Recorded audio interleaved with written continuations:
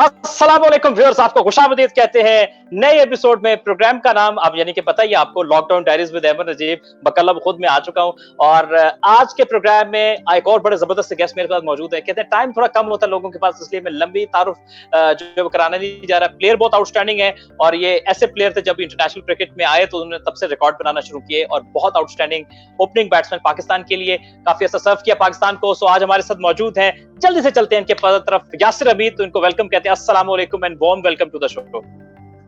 वालेकुम अस्सलाम अमर भाई, कैसे हैं आप? ठीक ठाक खैरियत से हैं? जी बिल्कुल, अल्लाह का शुक्र है और आई होप आप भी खैरियत से होंगे। सो सबसे पहले आपसे क्वेश्चन करते हैं पहला, कि ये बताएं कि आप, चूंकि डेफिनेटली हमेशा हर अपने गेस्ट से बात करता हूं कि जो क्रिकेटर होता है ना वो एक्चुअली कभी रिटायर नहीं होता, क्योंकि रिटायरमेंट के बाद भी उसकी अपनी जिम, अपनी एक्सरसाइज या नेट प्रैक्टिस, इस तरह की कभी कोई फ्रेंडली मैच, इस तरह का कोई ना कोई एक्टिविटी चल रही होती है। सो ये पूछेंगे कि क्या आप अभी भी खेलते हैं? इसके बाद में फिर कोविड वाले सवाल पे आऊंगा। अमर भाई, अभी तो आजकल तो सिचुएशन जो है वो हम सब के सामने ही है। आजकल तो खैर सब कुछ ऑफ है और अगर आप नॉर्मल डेज की बात करें तो क्रिकेट खेलने का जहाँ तक सवाल है तो मैं बस सिर्फ क्लब की क्रिकेट, और अभी यूएस में था लास्ट ईयर तो वहाँ पे मैंने क्लब क्रिकेट के लिए रेगुलर सीजन खेला था। तो वहाँ पे बस वीकली 2 मैचेस होते थे, वो खेल लेता था। और उसके अलावा जो जिम वगैरह है वो हमें करना पड़ता है, क्योंकि उसके बगैर, क्योंकि हमने पूरी उम्र अपनी ग्राउंड और इन्हीं जगहों पे गुजारी है। तो हम लोग जब तक इसके साथ अपने आप को इन टच नहीं रखेंगे स्पोर्ट्समैन, तो वो हमें ब्रीथ नहीं आती उस तरह, ठीक है ना। फिर काफ़ी सारे मसले मसाइल शुरू हो जाते हैं। तो ये है कि रनिंग अपनी करता हूँ रेगुलर, और जिम अभी अवेलेबल नहीं है, बट जब अवेलेबल हो तो जिम भी करता हूँ रेगुलर। राइट। सो ये बताएं कि थोड़ा सा जब से कोविड का टाइम आया तो थोड़ी सी चीजें लिमिटेड हो गई। अभी कुछ हद तक लॉकडाउन में ओपन हो गए, लेकिन फिर भी आप जैसे कि जिम नहीं जा सकते या क्रिकेट उस तरह नहीं खेल सकते हैं, और हर बंदे के पास उस तरह की सहूलियात भी नहीं होती कि आप वो इतना पूरा सैनिटाइजर की मशीन लगी और इस तरह के मसाइल हैं। सो कितना एक एथलीट के लिए प्रॉब्लम हो जाता है इस तरह की सिचुएशन? देखिए, टू बी ऑनेस्ट, ये तो बड़ी एक अजीब सी सिचुएशन है। पहली दफ़ा सारे फेस कर रहे हैं इसको, और हमारी ज़िंदगियों में पहली दफ़ा आई है, काफ़ी लंबी हो रही है, और इसके साथ लगता है यही है कि we have to live with it. और मैं ये समझता हूँ कि हमें भी जो है, स्पोर्ट्समैन भी काफ़ी इफ़ेक्ट हुए हैं, जिस तरह के एक आम आदमी इफ़ेक्ट हुआ है, इस तरह स्पोर्ट्समैन भी इफ़ेक्ट हुए हैं। स्पोर्ट्स फ्रेटर्निटी भी काफ़ी इफ़ेक्ट हुई है इससे, क्योंकि कुछ लोग स्पोर्ट्स देखने की हद तक उनको चस्का होता है, शौक होता है, दीवाने होते हैं देखने के। तो वो भी बेचारे इस वक्त प्रॉब्लम में है कि यार ना कोई स्पोर्ट्स हो रही है। और स्पोर्ट्समैन तो ऑब्वियसली देखें, स्पोर्ट्समैन का मैं जो आइसोलेशन जब स्टार्ट हुई थी ना, तो मेरे ख्याल से स्पोर्ट्समैन जो टॉप स्पोर्ट्समैन होते हैं, कोई भी टॉप प्रोफेशनल होता है, वो अपनी ज़िंदगी में इस आइसोलेशन से कभी ना कभी गुजरता है, ठीक है। वो या अपने कैरियर में या शुरू में, बीच में, कहीं पे भी, ये आइसोलेशन ये एक बहुत ज़बरदस्त प्रैक्टिस होती है, जिससे आप अपने आप को गैदर करते हो, अपनी सोच को गैदर करते हो, ठीक है। आप अपने आप को कनेक्ट करते हो नेचर के साथ, आप अपने आप को कनेक्ट करते हो रियलिटी के साथ। तो मेरे ख्याल से ये तो एक अच्छी चीज़ है। लेकिन इसके साथ एहतियाती तदाबीर की जो आपने बात की, तो बिल्कुल जहाँ पे भी जाते हैं स्पेशली, तो ज़्यादातर तो घर से बाहर नहीं निकलते। आपने ये हमारा एरिया भी शायद विजिट किया हो, देखा ही हो। तो यहाँ बस अंदर ही बस अपने में रहते हैं और बस कोशिश करते हैं कि अच्छा यासिर, ज़्यादा बाहर ना जाना पड़े। चाहेंगे कि राइट, अच्छा आपसे बस ये साथ में जानना चाहेंगे कि कोविड के दरमियान, क्योंकि आप ज्यादा घर में रहते हैं, सब रहे हैं और घर में गुजारने का ज्यादा टाइम मिल रहा है, तो क्या आप एक ऐसी एक्टिविटी जो आप सबसे ज्यादा कर रहे हैं घर में, कुछ लोग होते हैं ड्रामा, फिल्म, सीजन, कुछ लोग और एक्सरसाइज शुरू कर देते हैं, तो आपका ज्यादातर वक्त किस एक्टिविटी में गुजरता है? जी अमर, बिल्कुल बहुत अच्छा क्वेश्चन किया आपने, क्योंकि किसी न किसी की हॉबीज़ और सारा कुछ चेंज हुआ लाइफ में, बहुत बड़ी एक मेजर चेंज है ये। तो इस तरह मैं भी समझता हूँ, मेरी भी ज़िंदगी में ये एक, मैं समझता हूँ कि बहुत बड़ा टेस्ट है, सबके लिए टेस्ट है। हम लोग एक टेस्ट से गुजर रहे हैं और day by day it's getting worse, ठीक है। और हम इसको फॉर ग्रांटेड ले ही जा रहे हैं। अब कल भी एक हमारी फैमिली में एक न्यूज़ आई है कि यार एक लेडी थी, वो बेचारी अचानक ही उसको बुखार हुआ 2-3-4 दिन और वो अल्लाह को प्यारी हो गई, यंग लेडी थी।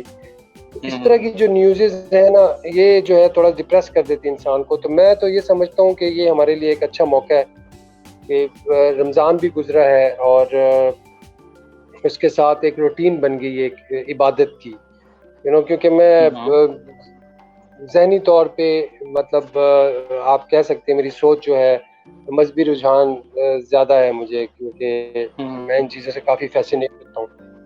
तो मेरी रूटीन्स काफ़ी चेंज हुई हैं, मेरी इबादतों में ज़्यादा अब मतलब पहले से ज़्यादा हो गई हैं अल्हम्दुलिल्लाह। और जो मेरे रूटीन है, आमाल जिसे आप कहते हैं, वो मैं ज़्यादा कर रहा हूँ। और कुछ और करने को है नहीं, तो ऑब्वियसली नेटफ्लिक्स भी है, यूट्यूब भी है, मूवीज़ वगैरह वो तो खैर हम देखते ही रहते थे, लेकिन ये एक नई चीज़ है, ये नई सिचुएशन आई है, तो इसको इस तरह कॉप कर रहा हूँ। बिल्कुल सही है। अच्छा, अब हम साथ में ये जानना चाहेंगे यासिर आपसे कि आप बहुत ही स्लिम है। अभी भी आपसे पिछले दिनों में मेरी मुलाकात हुई थी, तो आप लगता है कि बिल्कुल लगता ही है कि इतनी एज होगी, तो आप कभी भी बहुत यंग लगते हैं। तो ये आपकी फिटनेस का क्या राज है? नेचुरली आपकी फिजिक कैसी है कि आप बिल्कुल मोटे नहीं होते, बिल्कुल स्लिम है, या आपको खास एक्सरसाइज अपनी डाइट को बिल्कुल कंट्रोल में रखते हैं, इस वजह से आप अभी तक इतने स्लिम एंड फिट हैं? इसमें अमल जो मेरे ख्याल से मेन जो चीज़ है वो एक फैट लेवल होता है बॉडी में। हर इंसान का अपना एक फैट लेवल होता है और मेरा वो थोड़ा कम है, शुरू से ही कम था, काफ़ी कम था।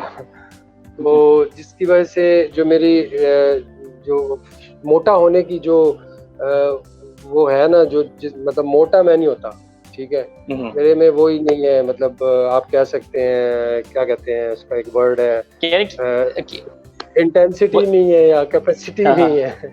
अच्छा। तो मोटा जो है वो मैं मोटा नहीं होता अल्हम्दुलिल्लाह। हाँ, ये है कि शादी के बाद थोड़ा सा पेट निकल आता है, ये एक नेचुरल है सबके साथ। ये एक चीज़ है, इसके अलावा अल्लाह का शुक्र है मेरी फिजिक ठीक है। और थोड़ी सी है कि आपको फिर भी फिट रहने के लिए आपको एक्सरसाइज की ज़रूरत होती है, वो जो आपकी इंड्योरेंस को जो है इन्हेंस करती है। तो उसके लिए जितनी एक्सरसाइज करे तो उतना फ़ायदा है, चाहे वो जिस एज में। अच्छा, राइट। अब बात हो रही है पूरी दुनिया में कि क्वारंटीन के जो एक शुरू का एक फेज था, उसके बाद स्पोर्ट्स की बहाली की बात हो रही है। अभी रिसेंटली जो है वेस्ट इंडीज ने इंग्लैंड का दौरा करना है, वेस्ट इंग्लैंड ने शेड्यूल अनाउंस कर दिया। वेस्ट इंडीज की टीम अब जो है वो अपने कोरोना टेस्ट करवा के पहुंच चुकी है इंग्लैंड के अंदर। सो आप कैसे देख रहे हैं इस बहाली को, और आपकी क्या राय है? क्या इस तरह क्रिकेट को बहाल कर देना चाहिए एहतियाती तदाबीर के साथ? देखें, जिस तरह लॉकडाउन वगैरह ख़त्म हो रहे हैं और जिस तरह न्यूजीलैंड जो है इस वक्त बिल्कुल कोरोना वायरस जो है उधर ख़त्म हो गया है और वो फ्री डिक्लेयर हो गया है, और होपफुली कि बाकी भी दुनिया आहिस्ता आहिस्ता तो आगे तो बढ़ना पड़ेगा। मेरे ख्याल से एक अच्छा स्टेप है टुवर्ड्स कि चीज़ें खुल रही हैं और हम इसको नॉर्मल ले रहे हैं, लेकिन एहतियाती तदाबीर भी बहुत ज़रूरी हैं। अभी मैं नहीं समझता कि अभी इट्स क्वाइट अर्ली कि हम ये कहें कि ये होगा। अल्लाह करे जो चीज़ें नज़र आ रही हैं इस तरह प्लान के मुताबिक है, तो अगर इस तरह होता रहे। लेकिन जो पाकिस्तान की सिचुएशन जो मुझे लग रही है, अभी केसेस और भी बढ़ेंगे और अभी बहुत एहतियात की ज़रूरत है मुझे लगता है। अच्छा, मैं जल्दी से कुछ राइट यासिर, मैं कुछ बात करना चाहूंगा। पाकिस्तान चूंकि अभी इंग्लैंड जा रहा है, सो थोड़ी पाकिस्तानी टीम के कॉम्बिनेशन पे आपके क्विक वर्ड्स चाहूंगा।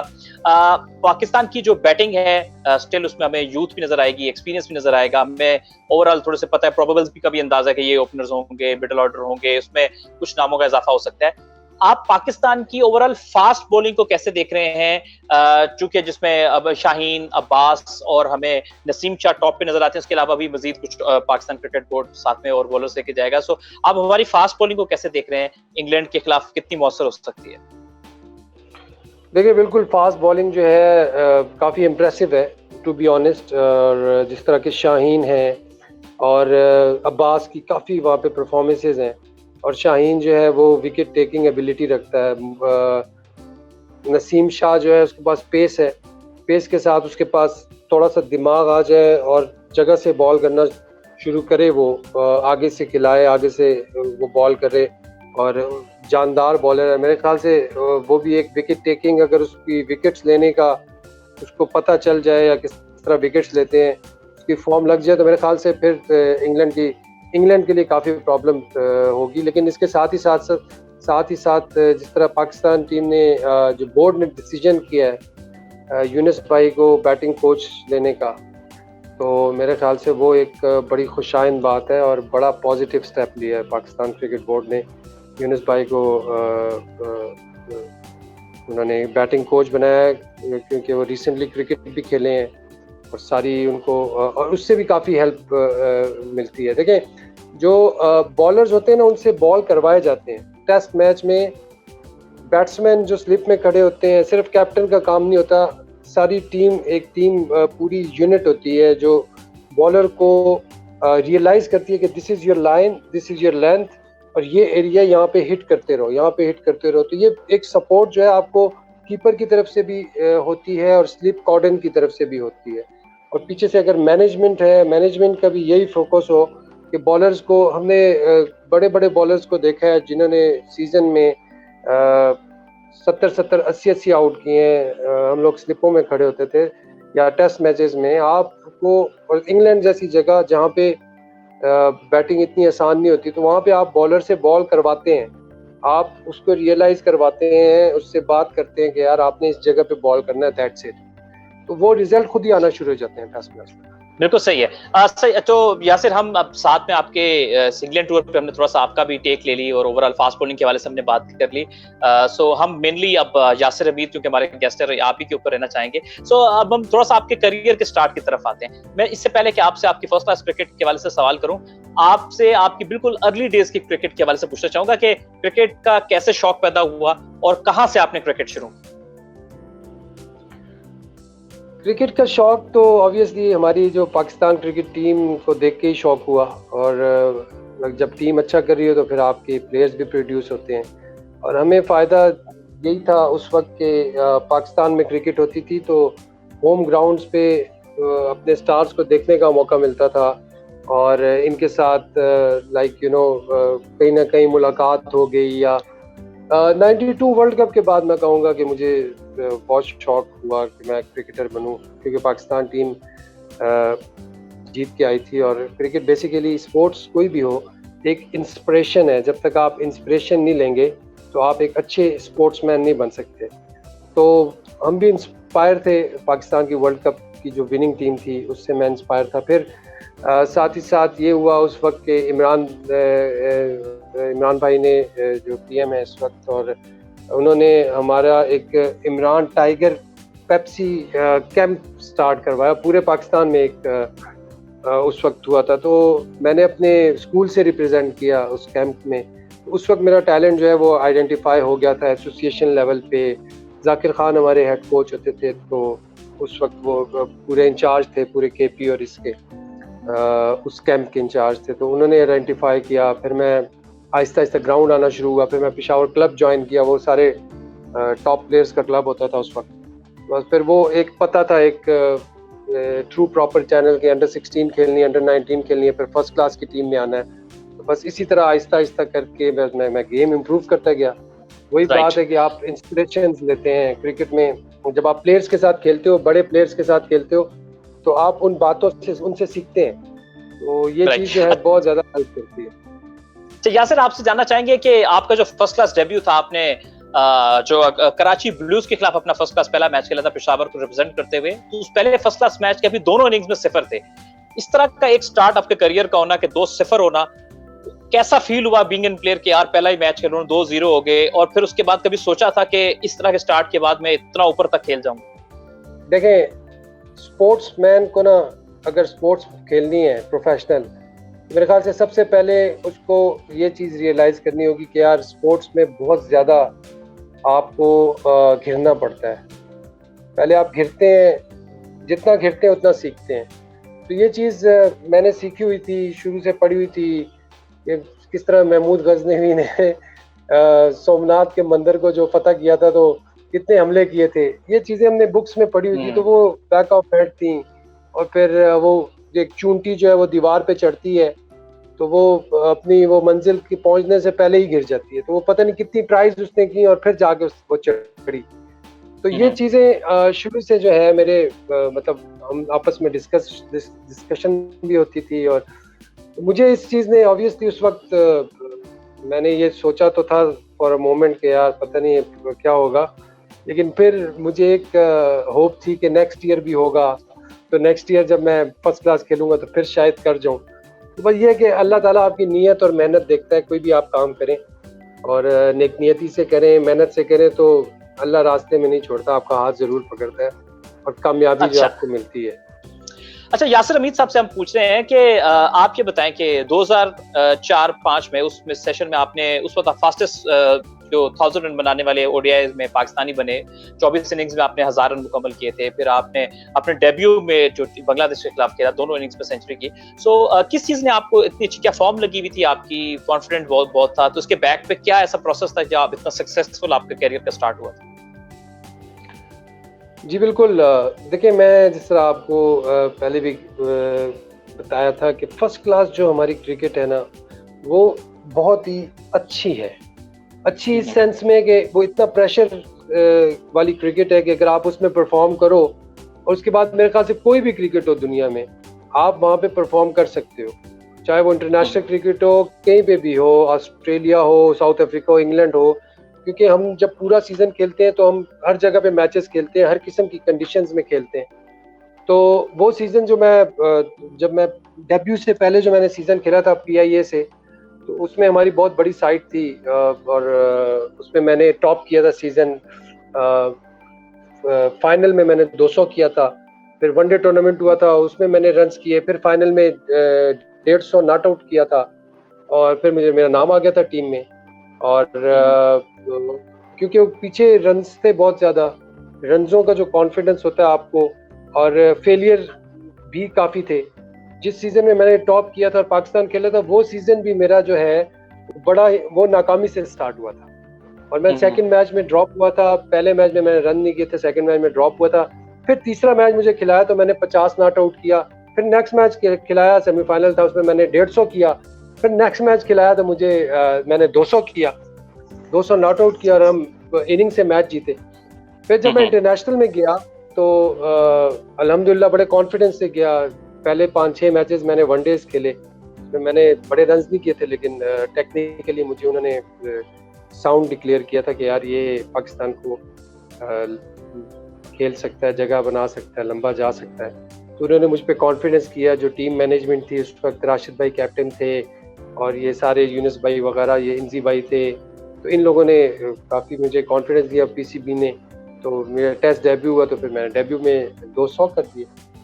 अच्छा यासिर, जिस तरह आपका बड़ा जबरदस्त कैरियर का स्टार्ट हुआ, उसमें आपने बहुत आउटस्टैंडिंग परफॉर्म किया। सो हमने ये देखा कि कुछ उस जो टेन्योर के और ओपनर्स थे, जिस तरह उनको चांस मिले कुछ कपल ऑफ फेलियर्स के बाद, आपको शायद उस तरह से उतने ज्यादा चांसेस नहीं मिल सके। तो थोड़ा बहुत आप अपने आप को अनलकी समझते हैं कि जितनी क्रिकेट शायद आपको पाकिस्तान से खेलनी चाहिए थी, शायद आपको भी उस तरह थोड़ी सी बैकिंग थोड़ी सी ज्यादा मिलती तो शायद आप ज्यादा पाकिस्तान से क्रिकेट खेल जाते?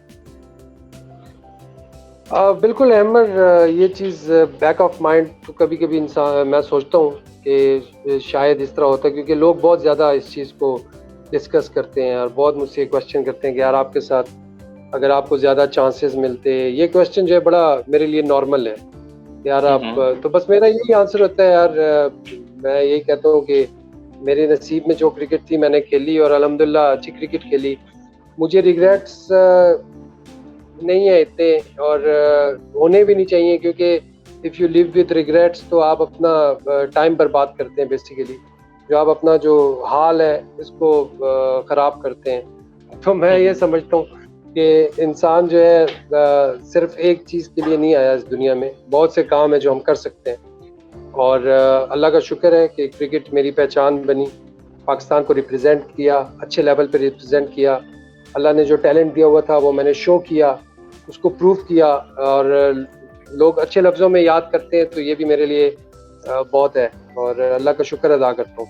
आम लोगों का यह तासुर है कि यासिर हमीद शायद T20 प्लेयर नहीं है या नहीं थे, कि उनके पास कोई इतने बड़े शॉट्स नहीं थे या कोई बहुत तेज नहीं खेल सकते। अगर हम आपके T20 नंबर्स देखें तो वो बहुत शानदार हैं। 57 मैच खेले, 1614 रन आपने बनाए और 32 का आपका जो है वो T20 का एवरेज है। और आपका 110 का जो है वो आपका 110-112 का स्ट्राइक रेट है। तो ये नंबर्स तो बहुत ही अच्छे हैं। आप अपने T20 कैरियर को कैसे देखते हैं? और मेरे ख्याल में ये तो बड़े डिसेंट नंबर्स हैं आप।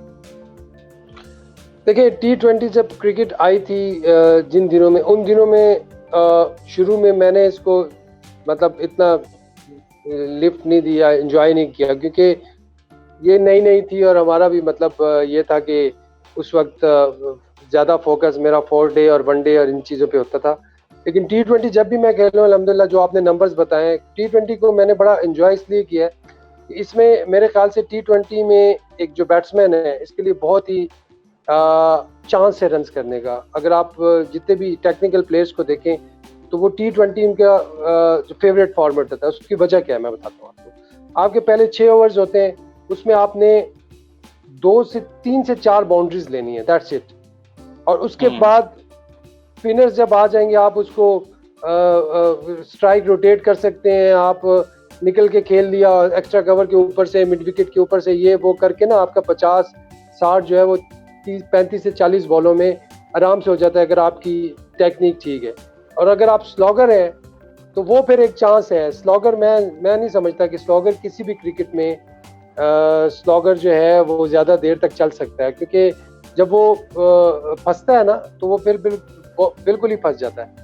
मेरा अगर आप YouTube चैनल देखें, मैंने जो अपना YouTube चैनल स्टार्ट किया है, तो YouTube में भी मैं अपना डिस्कशंस वगैरह इतनी नहीं करता, लेकिन मैं कोशिश करता हूँ कि टेक्निक पे बात करूँ, या टेक्निक आप किस तरह ठीक कर सकते हैं, आपका हेड किधर होना चाहिए, आपका हेड ऑफ स्टंप पे होना चाहिए ऑल द टाइम, आपका हेड ऑफ स्टंप, आपको फॉल नहीं करना चाहिए, ठीक है, और आपका फिर पॉइंट ऑफ कॉन्टेक्ट किधर होना चाहिए बॉल के साथ। दिस इज़ वेरी इंपॉर्टेंट कि आप बॉल के साथ कहाँ पे, आपकी लाइन कहाँ पे आके आप कांटेक्ट करते हो। तो ये चीज़ें जो थी, मैं इन चीज़ों को एंजॉय करता था। अल्लाह का शुक्र है कि अगर खेलता रहता T20 और PSL खेलता तो रिकॉर्ड अच्छा हो जाता और भी। अच्छा, चलिए मैं थोड़ा सा आगे चलते हैं, आपके करियर के इंटरेस्टिंग पॉइंट की तरफ चलते हैं। एक वाकया बड़ा कोट किया जाता है कि यासिर हमीद, एक बार कोई प्लेयर आउट हो गए तो यासिर हमीद को पता नहीं चला कि वो कौन सा प्लेयर आउट हुआ, पूछा कि भाई वो प्लेयर कहाँ गए। तो उस पे लोग थोड़ा सा काफी मजे का वो वाकया था, तो वो हम आपसे जानना चाहेंगे वो कौन सा प्लेयर था और वो क्या वाकया था, कौन सी सीरीज? यार पाकिस्तान टीम जो है ना वो हमेशा से फुल ऑफ कैरेक्टर्स रही है, ठीक है, और मैं भी उनमें से एक था, ठीक है। मैं नहीं कहूँगा कि मैं भी एक बड़े कैरेक्टर्स में एक कैरेक्टर था, और ये मेरे ख्याल से कामरान अकमल, सलमान भट्ट, शाहिद अफरीदी, ये पूरी किताब लिख सकते हैं मेरे ऊपर, ठीक है। तो ये जब भी बैट जो इनके शोएब मलिक, तो ये है कि ये प्यार है इनका, मोहब्बत है कि इन्होंने मेरी बातें याद रखी हुई हैं और मुझे इस तरह याद करते हैं। ये था असल में कामरान अकमल था, और जयसूर्या और दूसरा खब्बा था एक और, दो वो ओपन के लिए आए और अबू धाबी में मैच हो रहा था सिक्किम के साथ।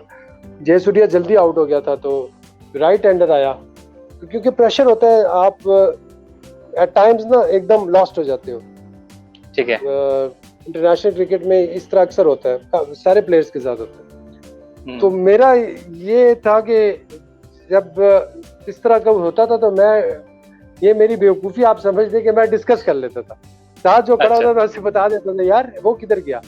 तो जयसूर्या आउट हो गया था और मेरे ख्याल से जयवर्धने आ गया था, तो सिंगल हुआ तो मैं उधर ही खड़ा हूँ, स्लिप में दोनों खब्बे खेल रहे थे ना मेरे हिसाब से, लेकिन जयसूर्या तो आउट हो गया था, जयवर्धने आ गया था, जयवर्धने राइट हैंडर था। तो मैंने वो मुझे कहता है यासिर, मैंने कहा क्यों, कहते इधर आओ, मैंने कहा क्यों, कहते हैं कि कहता है यार जयवर्धने आ गया। मैंने कहा जयसूर्या किधर गया? कहता वो आउट हो गया पिछले ओवर में। अच्छा, एक हम आपके करियर से अच्छा ऐसे एक और फनी वाकया आपके करियर सब सुनना चाहेंगे कि एक बार शायद कहीं फनी वाकया मैं आपको सुना देता हूँ, आपको मैं सुना देता हूँ। 3-4 मैंने आपके लिए इकट्ठे किए हुए हैं, क्योंकि आपने कहा था कि फनी वाकयों पे आप खुद भी बड़े फनी से हैं, और आपकी मैं अक्सर वीडियोस देखता हूँ, आपके ड्रामास भी अक्सर, जो पुराने ड्रामे जिसमें आप ड्रामे कर रहे हैं, तो वो भी मैं देखे हैं। तो ऐसा हुआ कि ऑस्ट्रेलिया हम गए तो वहाँ पे हमने जूते बनवाए, कस्टम जूते बनवाए, जिस तरह ट्रेनर्स के नीचे स्पाइक्स लगवाए। तो वो एक जूता मुझे बड़ा पसंद आया, तो मैंने वो बनवा लिए। तो हमारा मैच चल रहा था, तो मैच के दौरान ही वो आ गए ड्रेसिंग रूम में, तो वो जब मैच खत्म हुआ तो वो मैंने पहने और मैं पहन के ना एक्साइटमेंट में बस निकल गया, मतलब सारी टीम जा रही थी, मैं भी बस में बैठ गया। तो जैसे ही लॉबी में पहुंचे तो अब मुझे जहन में नहीं रहा कि यार मैंने स्पाइक्स पहन लिए। तो मैं जैसे ही लॉबी में पहुंचे तो मैं जैसे ही पाँव रखे लॉबी में तो टक टक टक टक स्पाइक्स पहन के मैं होटल पहुंच गया। अच्छा, तो बड़ा वो जो है ना, मुझे फिर खुद अपने ऊपर इतनी हंसी आ रही थी, तो मैं अपनी हरकतें एंजॉय करता था, क्योंकि आप जब मस्कुरा में होते हैं तो खुद भी मुस्कुरा हो जाते हैं। राइट। तो हम अपने पहले सेगमेंट का लास्ट क्वेश्चन आपसे करते हैं और पूछें ये कि बहुत सारे प्लेयर्स होते हैं जो अपने क्रिकेट के करियर के बाद उनका सेकंड करियर होता है, कोई कमेंट्री की तरफ चले जाते हैं, कोई एज एन एनालिस्ट प्रॉपर इसको इख्तियार कर लेते हैं, या फिर कोचिंग की तरफ चले जाते हैं। आपने कुछ सोचा अपने के फर्दर आप कुछ इस तरह की किसी फील्ड को चूज करेंगे, या बिल्कुल ही आप अपने आप को आपने कहा कि अपना पर्सनली लेके चलेंगे? नहीं, मैं एक चीज सोचता हूँ अमर कि अगर मेंटोरिंग करूँ ना प्लेयर्स की, लाइक बैटिंग मेंटोरिंग और अपना एक्सपीरियंस शेयर करूँ, तो मुझे ये चीज़ जो है ना बड़ा मैं आई एम कंफर्टेबल, क्योंकि आप फर्स्ट क्लास क्रिकेट में भी as a player, senior player और एज ए मेंटोर वर्क करते हो। जब आप लंबी क्रिकेट खेल जाते हो, जिस तरह मेरे 250 के करीब फर्स्ट क्लास मैचेस हैं, तो काफ़ी सारे प्लेयर्स जो हैं ये मेरे साथ इकट्ठे खेले हैं, जिस तरह ये बाबर आजम वगैरह और ये हारिस सुहेल, फ़खर जमान, शर्जील खान, ये सब मेरे साथ 2-2, 3-3 सीज़न खेले हैं।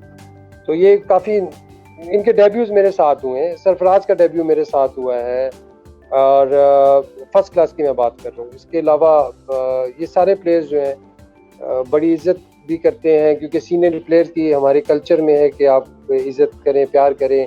वे प्यार करते हैं, इज़्ज़त करते हैं। तो इस चीज़ का मैं ये समझता हूँ कि अगर मुझे इस तरह का कोई चांस मिले कि मैं इन प्लेयर्स के साथ वर्क करूं, या कोई भी हो, यंगस्टर्स हों, और मैं अपना एक्सपीरियंस शेयर करूं, बैटिंग का, टेक्निकलिटीज़ और ये चीज़ें, तो मैं उसमें भी कंफर्टेबल हूं।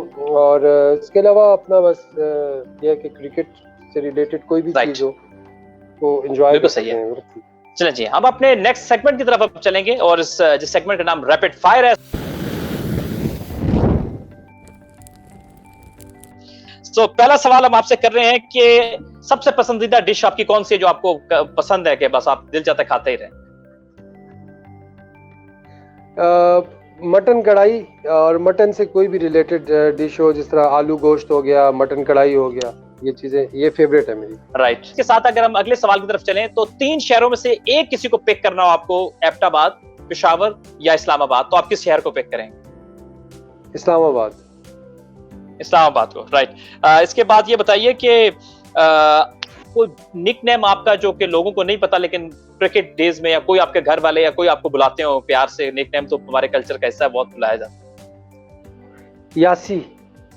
यासी, राइट। और ये बताएं कि कभी आपने टिकटॉक बनाने की कोशिश की है?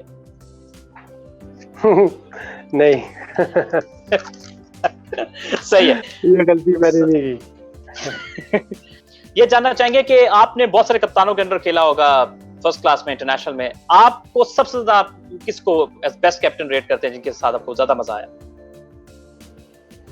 मैं इंजी भाई, बिल्कुल ठीक है। अगले सवाल की तरफ चलेंगे हम आपसे, कोई आपका फेवरेट रोल मॉडल जिसको देख के आपने क्रिकेट जो है वो कहते हैं शुरू की या आपको इंस्पायर किया?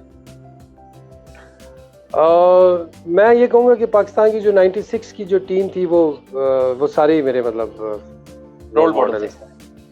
राइट, बिल्कुल सही है।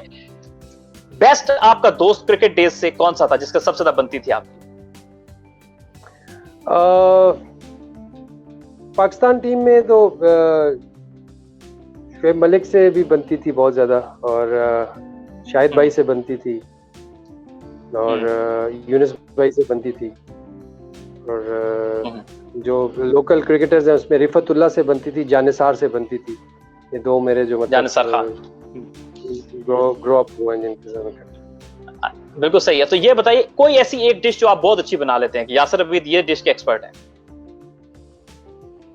यार मैं वही ऑमलेट अच्छा बना लेता हूँ, ठीक है। और बस यही है, ज्यादा ट्राई नहीं की आजकल, नहीं की। वैसे इंग्लैंड में और हॉलैंड वगैरह में बनाता रहूं, बस इतनी अच्छी नहीं बनाता था। राइट। सो आपका लास्ट क्वेश्चन रैपिड फायर का करेंगे अब आपसे कि फेवरेट सिंगर कौन है यासिर हमीद का? मेरा फेवरेट सिंगर जो है वो है आतिफ असलम। उसकी मैं मतलब सॉन्ग्स जो है ना मुझे बहुत अच्छे लगते हैं। बिल्कुल सही है, राइट। सो व्यूअर्स, ये था हमारा सेगमेंट रैपिड फायर और अब मूव करेंगे अपने अगले सेगमेंट जिसमें फैंस के कुछ क्वेश्चन हम इंक्लूड करते हैं जो यासिर हमीद इनसे पूछना चाह रहे थे। तो फैंस क्यूरियस की तरफ हम मूव करेंगे। सो जी, फैन क्यूरियस की तरफ चलते हैं और मोमिन लिखते हैं जी कि आपका फेवरेट क्रिकेट स्टेडियम कौन सा है और आपका ओवरऑल पूरे करियर का सबसे फेवरेट क्रिकेट मैच कौन सा है?